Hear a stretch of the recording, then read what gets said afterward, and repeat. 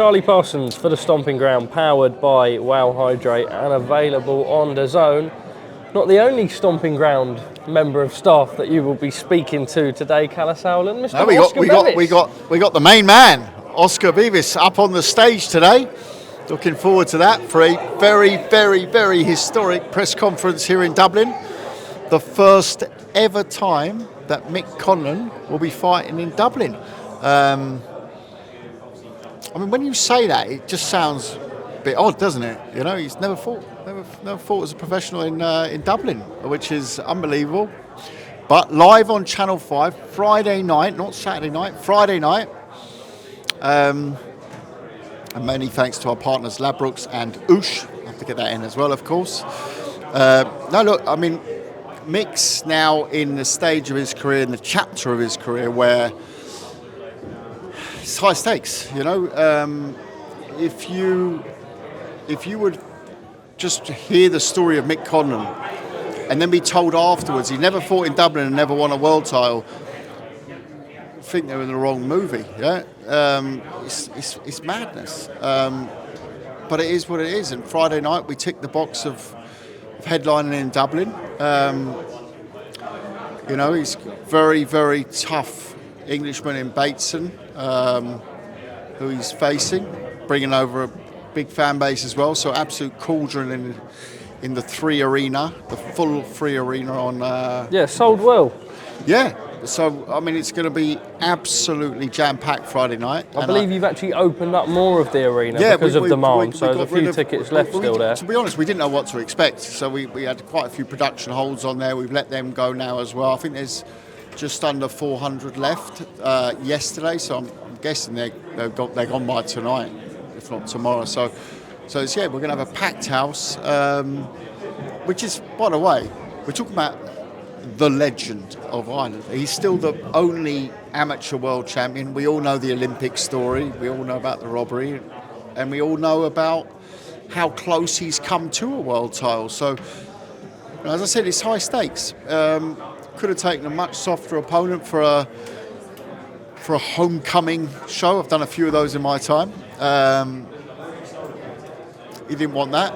You know, he had his co-feature run out on the Harlem Eubank card, which was something that he insisted on, despite being able to fill arenas all over the world. And here we are, you know, with a very live Englishman who's coming here to make his own statement. So, you know, excitement, history in the making, potential world title fights to follow on from this, potential British blockbusters, Lee Wood rematch, Josh Warrington, arguably stadium fights.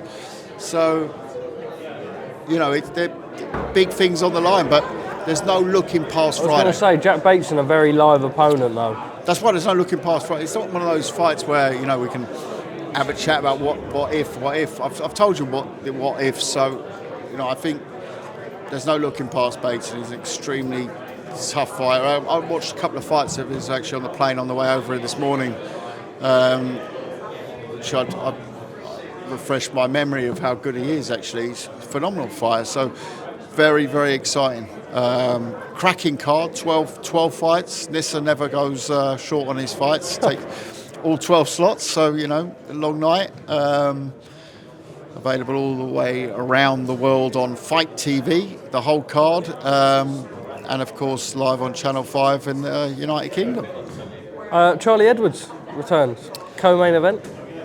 Yeah, and I'm happy he sort of come away from England for this, and the pressure's a bit off, although he is co-feature and it's on live on Channel 5, so I say the pressure's off. But we're talking about a guy who's done it all. He's ticked all the boxes. He's been world champion. He had a terrible fight in the last fight. It doesn't, you know, takes two to tango in a boxing ring. It didn't work that night. It was a horrific fight. It was a very close fight. But, you know, we all know he's from a proper boxing family. He knows his stuff. He wants to know how good he is. And, you know, he's still one of the biggest names in the weight class. And he wants to put it right. He wants to get back on that right path. And, I back him to do that on Friday night. But he's he's sort of here to make not just a fight, he's here to make a bit of a statement. I suppose just as a whole, by the way, in terms of good fights on a Friday night as well, I mean, when you look at the whole boxing calendar as a whole, Friday night, that main event, is actually one of the better ones on there. It's a very, very good fight. Yeah, no, look, I mean, Channel 5 is obviously a fantastic outlet for UK, for growing a UK fan base for any fighters, but for boxing, it's a free-to-air platform, and the fights we've been lucky enough to see on Channel 5 over the last few years. I think how long we're doing Channel 5 now? 3 years. We've had some Fight of the Year contenders. We've had the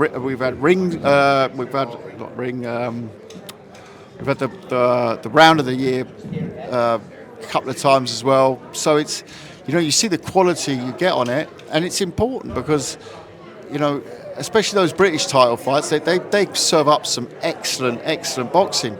But look at the names that have been on this platform and what they've gone on to achieve. Look at Tyson Fury, look at Eubank Jr., you look at, more recently Josh Kelly, look at Harlem Eubank, and that's what it represents. But to get there, you've got to sell yourself. Now, as a boxer, how do you sell yourself? Not only win, but win in great fights and take on tough opponents and go that extra mile, and that's beautiful to see.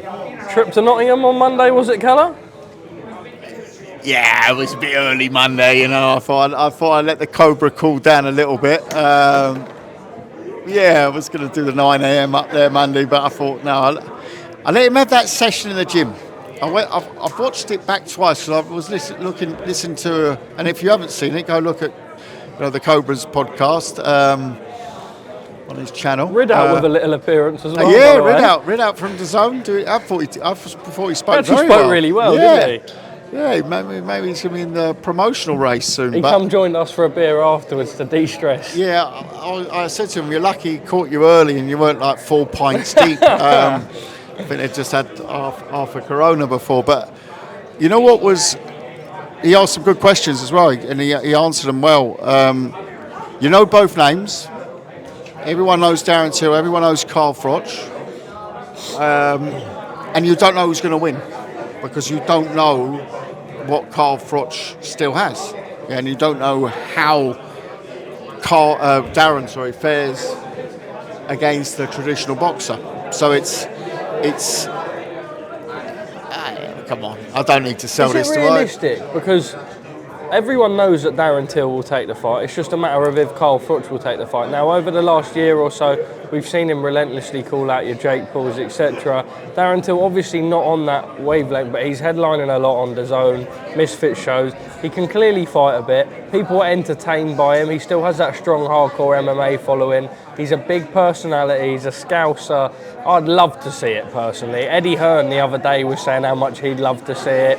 There's no one that doesn't want to see that. Yeah. There's a real appetite. I mean, it's funny that Eddie said that because that's that Eddie-Carl beef at the moment going on, isn't it? We might end up with Eddie Hearn versus Carl Froch on Misfits.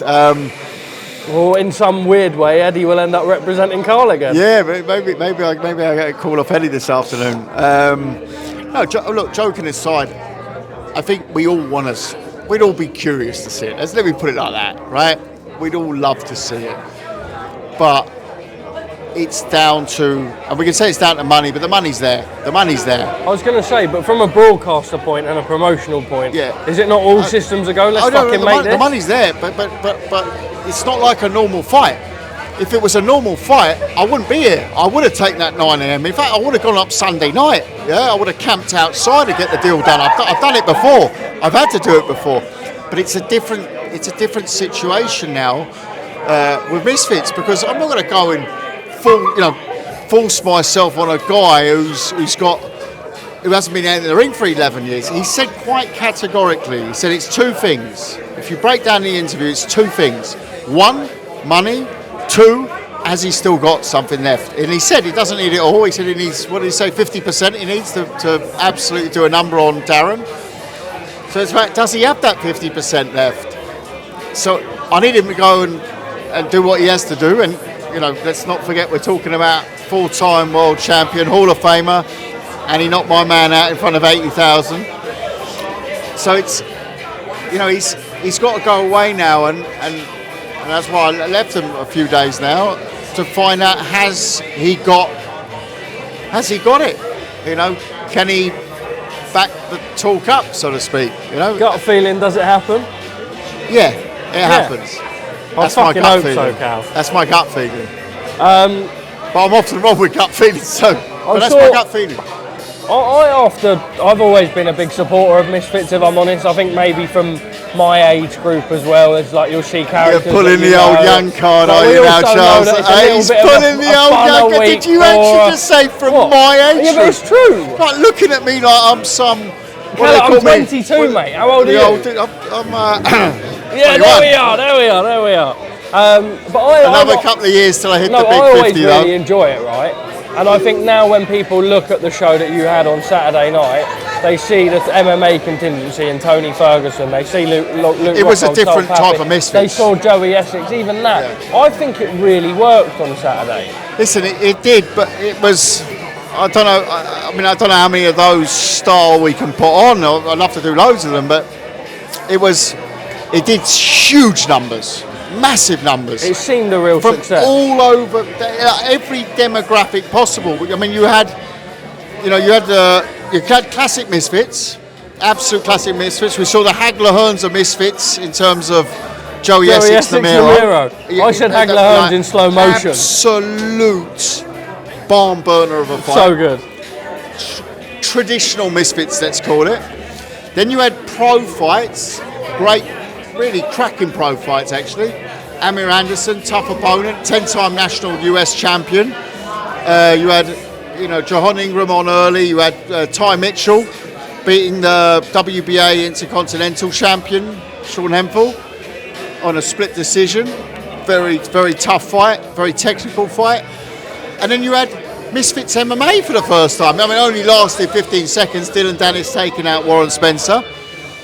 And then you went into this, I don't know, this mad world of like the UFC almost coming over to Misfits. It was like, seeing Tony Ferguson in boxing gloves in a Misfits ring was I've got to say, it was quite a moment. And Salt Pappy was there to write the story of the influencer taking on. A lot of people thought he'd win. A lot did. Me included. I've got to say, I didn't know how Tony would fare in a boxing ring. And early on, it looked like Salt was going to get the better of him. He marked him up early, the counters were working. But this Tony Ferguson, he's often people say they're born fighters. Well, Tony Ferguson, he's definitely a born fighter. And he worked it out. And he stayed in there, weathered the storm, and absolutely put it on him. And a lot of people say it was an early stop. It was completely ridiculous. There was no standing 8 count. I thought it was a bit early. No. And so did Mams. It was not early. Unfortunately, it's a tough sport. There was no way the referee couldn't step in. I mean, he was defending it with his chin in the end. He blocked a few. You got to fire something back, yeah. And then, but like, where's he going to end? He's going to just keep unloading on his head. So I think it was the right decision to make. There was no standing 8 count in place. A lot of people say, give him a standing 8, because there is sometimes a standing 8 in Misfits. There was no standing 8 count in effect. Absolutely the right decision. Got in early. Could I argue on the main event that the referee should have gotten a bit earlier, actually. But we move on to Darren Till against the UFC champ Luke Rockhold in the main event of a 14-fight card, spanning sort of 4 different sports almost, combat sports, and it just like one of those show reel knockouts. So I've got to say, I've probably said this quite a lot. If someone went and dug out how many times Kalle Sauerland has said, that was the best knockout I've ever seen. For today, it was one of those, what I'd say is right up there as the best knockouts I've ever seen. It was phenomenal, and it was only one of the best knockouts after. I was very happy to see Luke Rockhold get back on his feet and have a beer with Darren in the bar that night. 2 very quick ones. Eddie, who at times has been a little bit critical of Misfits as a product as a whole, Said he bought the pay-per-view. Said he thought it was fantastic. Bought the viewing. pay-per-view. You liar! You've got that DAZN code that I've got. True, yeah. Don't be giving that away. Don't be giving that away. Bought the pay-per-view. I'll take that up with him next time. No, he bought the pay-per-view. No. But said he thinks the product is actually really strong. He thought that show was fantastic. If you accept it for what it is, and I think this is right, it's not proper boxing. I mean, don't get me wrong, you've got your Ty Mitchells in there. That is. Yeah. But if you do accept it for the chaos and the fun that it is, he said it was fantastic viewing. He said people would have got their money's worth. And people are starting to realise that it can offer that. It's not just a kind of gimmicky. Yeah, no, I listen. Look, you know, it's nice to hear that from another promoter, of course, and someone I've worked with for many years and put on some great shows together. But you know, I'd agree with him, and it doesn't always work out that way. And Eddie will probably admit that as well. Sometimes you think this product's going to work, and it don't. You know, you've got to work on stuff. And I think that Saturday night was the best Misfits card ever, and that includes the Prime card. It just had a bit of everything in it. It was great. You know? I really enjoyed it. Everyone who watched it, and I'm talking a lot of people watched that fight. A lot of different types of people watched that fight, and it wasn't, you know, your typical Misfits. It was a lot bigger, but it just went viral. We were trending in the US. I mean, that doesn't really happen that often. Yeah, that was not sports trending. I mean, we were trending in the US. Yeah, so Misfits has, in 3 years, to sum it up, you walk down a high street and you pull over an under 21, under 25-year-old, Charlie, includes you as well. They know what Misfits is. You do the same in America. You do the same in Germany. You do the same in Scandinavia. You do the same in Asia. They know what Misfits is. Even if you pass that, I went into the Boozer on Sunday, and the geezer that owns a bar, 40 years old. Oh, you were at Misfits at the weekend. Let's not forget, we recently had Jamie Carragher calling out Gary Neville. He didn't say, I want to fight you. No, I want to fight you on Misfits. So the Misfits has the brand in 3 years has become absolutely global, and not in a boxing demographic, a global brand. You saw Saturday night was the first time we've had a high street shop, Boohoo was a sponsor where we now get your merch. It's a journey up, you know. But it's 3 years, and you know we're now technically in 3 different combat sports spaces. Traditional Misfits, pro boxing, and mixed martial arts world. Very quickly. And by the way, there will be another sport. Soon. There will be another sport coming soon. Right, final message down the lens. We're going to clip this up to Darren Till and Carl Froch. Get your asses on Misfits and make the fight. Gentlemen, I'll be in touch. I hope we get this show on the road. In fact, Carl, I'm sure you've been in the gym. I'm sure you're getting itchy. My phone hasn't rung with your number on it yet, I'll be honest. So I'm hoping you're getting itchy. And let's get this party started.